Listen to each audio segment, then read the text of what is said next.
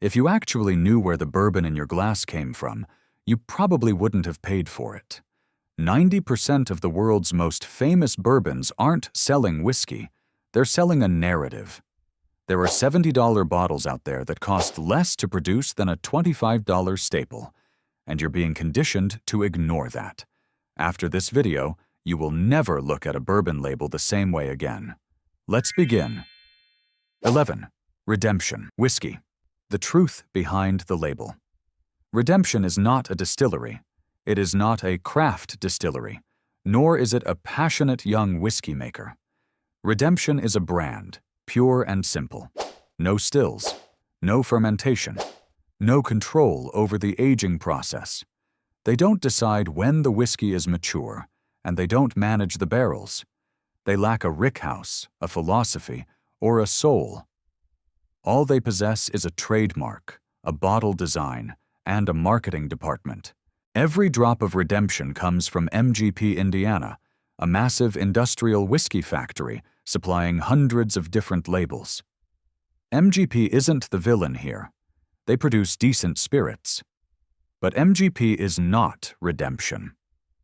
Redemption simply buys the exact same whiskey as dozens of other brands, bottles it, and marks up the price by spinning tales of urban, high rye, and modern bourbon. Redemption's high rye bourbon sounds like a proprietary recipe, but it is actually MGP's standard mash bill, available to anyone with a checkbook. There is no innovation, no experimentation, no human touch, just a procurement contract. The issue isn't that they source their whiskey. The issue is the illusion of production. For years, Redemption danced around the truth. They weren't transparent on their labels or in their PR. Only when cornered did they admit the reality. Yes, it's sourced. You are paying $40, $50 for a bottle that you could find cheaper under a different name, same source, same profile, same age, just a different sticker. Redemption thrives on the consumer knowledge gap. They aren't selling bourbon. They are selling confusion. When you buy Redemption, you aren't paying for craftsmanship. You are paying a middleman markup. If a brand doesn't make the liquid, doesn't control the liquid, and won't be honest about what they do, it isn't craft. It's a branding operation. 10. Basil Hayden's, a masterclass in marketing over substance. Basil Hayden's is the perfect example of a whiskey engineered in an accounting office, not a barrel room. It has the aesthetic, a beautiful bottle, a paper bib, and a premium spot on the shelf. It's the perfect gift. But the liquid inside is one of the most watered-down bourbons on the market. 80 proof, the legal minimum. They couldn't go any lower if they tried. Here is the truth few consumers realize. Basil Hayden's shares the exact same mash bill, the same distillery, and the same source as Old Granddad. The only real difference? Water. Basil Hayden's is diluted to the bare minimum, while Old Granddad retains its spicy, bold, and vibrant character. Old Granddad sits at around $15. Basil Hayden's commands $45. You aren't paying for the spirit, you're paying for the packaging and the tap water. Diluting whiskey doesn't just lower the alcohol content, it destroys the structure. It mutes the spice, flattens the body, and turns a bourbon with personality into an amber-colored liquid with a faint hint of wood. The term small batch on the label has no legal weight. There is no definition, no limit, and no regulation. It's nothing more than marketing fluff designed to evoke a sense of craftsmanship. Basil Hayden's exploits this, selling a mass-produced industrial product under the guise of an artisan spirit. Basil Hayden's is designed for people who don't actually drink bourbon. It's for gift buyers. It's for those who believe that a high price tag and a pretty bottle equate to quality. But anyone who knows whiskey sees the truth the moment it hits their palate. This isn't the worst bourbon ever made, but it is one of the most deceptive. It deliberately strips away everything interesting about the spirit, only to sell the remains at a massive premium. 9. Hudson Baby Bourbon, the high cost of cutting corners. Hudson Baby Bourbon is a prime example of a common craft fallacy, trying to outrun time with marketing. They promote small barrels as an innovation. In reality, it's a cost-saving shortcut. Small barrels force whiskey to age rapidly in terms of color and wood extraction, but they fail to provide the time necessary for harsh, volatile compounds to evaporate and oxidize. Whiskey requires patience. There are no shortcuts in chemistry. Hudson often commands a price tag of $60 or more, yet the moment you pop the cork, you're hit with the scent of acetone and nail polish remover. These are the unmistakable hallmarks of immature, underaged spirit. The oak arrives quickly, but it's disjointed, like chewing on a toothpick. It isn't integrated. It isn't round. The ethanol burn is aggressive and lingers unpleasantly. The finish is dry, bitter, and astringent, leaving the palate exhausted. Even after William Grant & Sons acquired the brand, the liquid didn't improve. The marketing machine still screams craft. But the bottle contains 1 to 2 year old whiskey that was pushed to market far too soon. Hudson doesn't deceive you with sourcing. They deceive you with time. They are selling an unfinished product at the price of a mature, well-aged whiskey. 8. Jefferson's Ocean. You're buying a boat ticket, not a bourbon. Jefferson's Ocean doesn't sell bourbon. It sells a voyage. It sells a narrative meticulously crafted to make drinkers believe they are buying something unrepeatable, unfakeable, and impossible to replicate in a standard rickhouse. In reality, the only thing impossible to replicate is the shipping cost. The liquid inside begins its life exactly like any other Jefferson's expression. Sourced whiskey, mostly from MGP Indiana, or similar industrial giants. There is no dedicated ocean distillery, no proprietary mash bill, no unique fermentation, no signature aging philosophy. It starts as an ordinary sourced bourbon. Then, they put it on a boat. The marketing waxes lyrical about sea swells keeping the whiskey in constant motion. The fluctuating temperatures, the salt air, the atmospheric pressure, the sense of adventure. But when you peel back the layers, none of these factors are powerful enough to trigger any significant chemical transformation. Kentucky rickhouses have been doing this for centuries. Scorching summers, freezing winters. Barrels expand, barrels contract. Whiskey breathes into the wood and back out again. High humidity, shifting air. If motion were the secret, rotating barrels in a warehouse would suffice. If temperature were the key, Kentucky's climate already provides more than enough variance. Blind tastings consistently yield the same result. Jefferson's Ocean is indistinguishable from standard Jefferson's. No brine, no salt, no new aromatic layers, no hidden depth. It's the same MGP-style profile: caramel, vanilla, and sweet oak. The color is a match. The nose is a match. The palate is a match. So where is the difference? It's on the balance sheet. Those barrels require chartered ships, insurance, logistics fees, professional photography, cinematic videography, copywriting, storytelling. All of these costs are tacked directly onto the bottle price, jumping from $40 to $80 or $100. You aren't paying for better whiskey, you're paying for frequent flyer miles. Jefferson's Ocean is the textbook definition of experiential marketing. You aren't buying flavor, you're buying the feeling of consuming an experience. But that experience evaporates the moment you close your eyes and focus solely on the liquid in your glass. There is no way for your tongue to taste a sea voyage. There are no receptors on your palate to detect marketing. Bourbon doesn't know where it's been. It only knows how long it spent inside the wood. Jefferson's Ocean isn't a scam in the legal sense. They really do put the barrels on ships. But it is a deception of value. They lead consumers to believe that a performative act creates quality, when in fact, it only creates a story. You aren't drinking the ocean.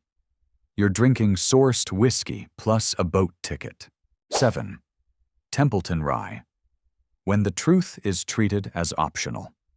Templeton Rye is one of the very few brands in the American whiskey industry to be officially exposed by the law. Not by bloggers, not by reviewers, not by forums, by the courts. For years, Templeton spun a cinematic tale. A small town in Iowa, a population of a few hundred, a secret Prohibition-era rye recipe, and bootleggers brewing the good stuff for a devoted Al Capone. A heritage that survived the dry years, a perfect slice of Americana.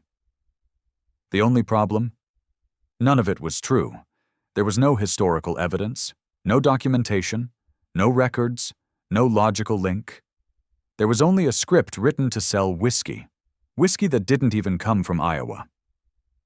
During that period, 100% of Templeton Rye was sourced from MGP, Indiana, a massive industrial plant churning out rye whiskey using a standard mash bill. Templeton didn't distill it. They didn't age it. They didn't control the barrels or the maturity. They simply bought it, bottled it, and sold the myth. When a class action lawsuit hit in 2015, internal documents revealed that the marketing was designed to create a deliberate false impression. It wasn't a misunderstanding. It wasn't an oversight. It was intentional. Templeton settled for $2.5 million. No admission of guilt, no apology, no refunds for the vast majority of consumers. They simply tweaked the wording on the label. From "Made in Iowa" to "Bottled in Iowa." The liquid inside remained exactly the same. This is what makes Templeton particularly insidious. They proved that being sued doesn't mean changing your philosophy. It just means changing your phrasing. Post-lawsuit, Templeton began distilling small amounts in Iowa to get a foot in the door for a new narrative. But their age-stated bottles and core expressions still cannot come from Iowa because time simply doesn't allow for it. They are still MGP. Templeton isn't loathed for using MGP. They are loathed for building an entire identity on geographic fraud and then continuing to cash in after being unmasked. When you buy Templeton, you aren't just buying rye whiskey. You are buying a dangerous precedent that if you lie long enough, beautifully enough, and confidently enough, all you have to do when caught is change the font.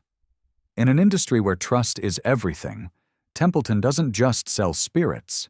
They sell the message that the truth is optional. 6. Angel's Envy. A ghost in the corporate machine. Angel's Envy is the textbook definition of a brand that has died spiritually while continuing to sell its legacy. When Lincoln Henderson was alive, this was a genuine passion project. As the creator of Woodford Reserve, he was a master distiller whose reputation required no embellishment. Originally, Angel's Envy embodied that spirit, a final, late-life experiment, an exclamation point rather than a mere production line. But Lincoln Henderson passed away in 2013. 2 years later, the brand was swallowed by Bacardi. From that moment on, every critical decision shifted from the hands of a whiskey maker to the desks of a global corporation driven by KPIs, volume, and profit margins. The marketing, however, remains frozen in time. Lincoln Henderson's image is still front and center. The legacy narrative is repeated ad nauseum. Drinkers are led to believe they are tasting a personal vision, when in reality, they are consuming the output of a corporate pipeline. Port barrel finishing was once a stroke of creative genius. But in the context of mass production, finishing has become a cloak. It allows the brand to use younger, less complex whiskey, using the sweetness and color of the port pipe to create an illusion of maturity. Angel's Envy isn't a bad bourbon. It is simply a bourbon that is no longer honest about its own story. You aren't drinking a master distiller's final masterpiece. You are drinking a product optimized for market expansion, retaining the old image while operating under a cold, new logic. 5. Uncle Nearest. History as a marketing shield. Uncle Nearest is a sensitive case because the history behind it is both real and deserving of honor. Nathan Nearest Green is a titan of American whiskey history, an enslaved black man who taught Jack Daniel the craft of distillation. It is a truth that was ignored for far too long. The issue isn't the history. The issue is the product tethered to it. Uncle Nearest Premium Whiskey is not a technical continuation of that legacy. The liquid in the bottle was not made by Nearest Green, nor follows his recipe, nor comes from the site where he worked. It is modern-sourced whiskey from undisclosed Tennessee distilleries. For years, the brand resisted transparency regarding its source. They leaned heavily into the narrative, the emotion, and the call for historical justice. Consumers are led to feel that buying a bottle is a moral act. But morality is no substitute for transparency.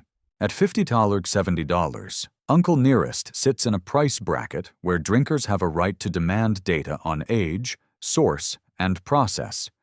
Instead, they are given a story. Blind tastings by independent reviewers consistently show a mediocre spirit, one that cannot justify its premium price tag once stripped of its narrative. Uncle Nearest doesn't forge history, but they exploit it as a protective marketing layer to discourage questioning. In the world of spirits, any brand that makes you feel guilty for asking, "Where does this actually come from?" is a brand with a problem. 4. Bulleit Bourbon. The fractured frontier. Bulleit has masterfully built an image of frontier whiskey.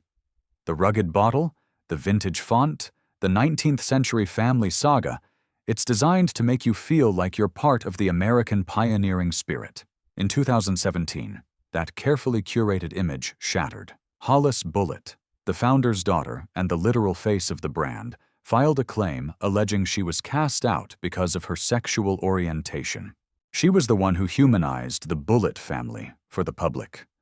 When she came out, her role vanished. Diageo, the conglomerate owner, settled out of court, admitted no wrongdoing, and the Frontier family marketing continued as if nothing had happened. Product-wise, Bulleit was for years a ghost distillery. 100% of the bourbon came from MGP, Indiana. Tom Bulleit didn't cook the mash. He bought it, bottled it, and told a story. Even as Diageo eventually built a dedicated distillery, the aged liquid on the shelves today still largely reflects that sourced commodity origin. Bulleit is a study in the disconnect between image and reality. Family is used as a symbol, while the actual family is fractured. Frontier values are preached while internal discrimination is alleged. Craft is the vibe. Sourced is the reality. When a brand uses family values to sell a bottle while that very family is excluded, the problem is no longer what's inside the glass. 3. Jefferson's Reserve, the illusion of selectivity. Jefferson's Reserve thrives on a massive loophole in American bourbon law: the fact that titles carry no obligation to the truth. Reserve sounds curated. Small batch sounds limited. Very small batch sounds exceedingly rare. But the law does not require any of these claims to be true. Jefferson's exploits this to the fullest. Reserve has no legal definition. It requires no extra age, no superior barrels, and no distinct process. An ordinary run-of-the-mill bourbon can be labeled Reserve simply because a brand says so. Jefferson's understands this, and they've built an entire premium segment based on an illusion of selectivity. The common thread in Jefferson's Reserve is the NAS, no age statement. In the bourbon world, NAS is almost always shorthand for one thing. There is young whiskey that needs to be hidden. When whiskey is old enough and good enough, No one hides the age. When it's young, the label goes silent. The price fluctuates between $50 and over $100 based on implications they never actually confirm. When questioned about age or origin, Jefferson's responds with marketing jargon, not data. It is whiskey that refuses to let you know what you're drinking. In an industry where transparency is the moral compass, Jefferson's Reserve chooses the opposite path, keeping the drinker in the dark as long as they keep paying. 2. Whistlepig, a masterclass in geographic deception. Whistlepig is one of the most flagrant case studies of geographic deception in modern whiskey. Vermont on the label. Vermont in the imagery. Vermont in the storytelling. But for years, Vermont was non-existent in the production. Every drop of original Whistlepig whiskey came from Canada, not the US, and certainly not Vermont. It was industrial-scale Canadian rye, decent quality, but bought in bulk, shipped across the border, and rebranded with a new soul. Whistlepig didn't lie outright. They used suggestive language, farm to bottle, Vermont-based, craft rye. They provided the crumbs and let the consumer reach the wrong conclusion. It's the most effective form of deception, letting the customer lie to themselves. When a 2015 class action lawsuit and media pressure forced their hand, they didn't apologize. They just tweaked the font. From Made in Vermont to Bottled in Vermont. The premium price, ranging from $80 to $300, is built on the image of Vermont craft, not the reality of Vermont labor. They don't sell bad rye, but they sell rye with a hijacked identity. 1. Jefferson's Very Small Batch. Strategic ambiguity. Jefferson's Very Small Batch is the final piece of the puzzle, revealing the brand's core philosophy. Ambiguity is a strategy, not an accident. Very small batch means absolutely nothing. It could be 10 barrels, it could be 1,000. Jefferson's won't say, and they don't have to. No age statement, no disclosed source, no mash bill, no specific distillery. Yet, the label is designed to make the drinker hallucinate a rare, hand-selected product. This is the danger of whiskey terminology. When you stack enough prestige-flavored words together, the consumer's imagination fills in the gaps with faith. The profile is typically approachable and round, but that smoothness doesn't come from excellence. It comes from blending for the lowest common denominator. It is young whiskey smoothed over with a splash of older stock. No edge, no risk, no soul. At $40, $50, the price isn't the primary crime. The real cost is the erosion of trust. This bottle teaches you nothing about bourbon. It doesn't teach you about age, wood, or grain. It only teaches you that marketing is a perfectly functional substitute for information. And that is exactly why it belongs on this list. After these 11 bottles, an unavoidable truth remains. You have been taught to drink bourbon the wrong way. Not because you lack knowledge, but because an entire industry is engineered to ensure you don't need it. The next 2 bottles aren't sexy. They aren't limited. They aren't innovative. They don't need your faith. They only need your palate. 1. Wild Turkey 101, the backbone of bourbon. Wild Turkey 101 isn't the bottle that makes you say, wow, at first glance. The bottle isn't fancy. The label isn't luxurious. There is no limited edition tag, and no master distiller's signature laser-etched onto the cap. And that is exactly the point. Wild Turkey 101 operates on a logic diametrically opposed to most of the modern bourbon industry. It doesn't feel the need to convince you that it's special. It simply exists, consistent, honest, and enduring until you are wise enough to realize its worth on your own. This is 100% estate distilled. No sourcing, no outsourced liquid, no Indiana, no Canada. Everything is produced at a single distillery, under a single philosophy, across generations. The Russell family has been the soul of Wild Turkey for over 60 years. Jimmy Russell isn't a marketing face. He's the man who tasted every barrel. His son, Eddie Russell, maintains that same standard, refusing to tweak the recipe to fit the market. 1:1, proof isn't a random number, it's a deliberate choice. Wild Turkey understands that dilution for profit is the easiest path, but also the fastest way to kill a bourbon's character. 1:1 proof preserves the structure, the spice, and the backbone of the wood.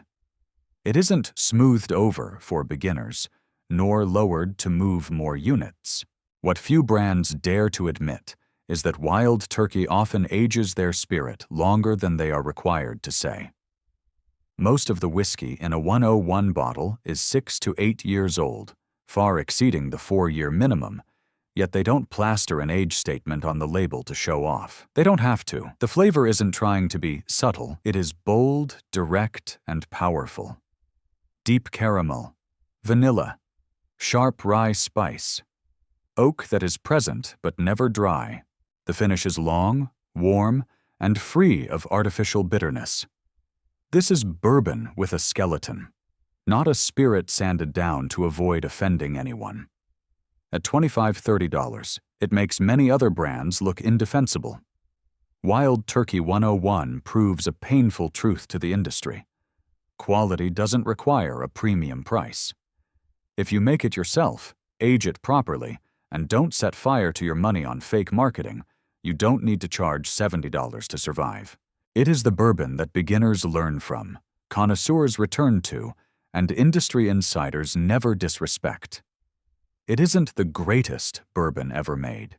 It is simply the most honest one in its price bracket. 2. Four Roses. Single barrel. A masterclass in transparency. If Wild Turkey 101 represents tradition and discipline, Four Roses Single Barrel represents transparency and education. Four Roses is one of the few major American distilleries that can look you in the eye and say, "We make everything ourselves, and we are going to tell you exactly what you're drinking."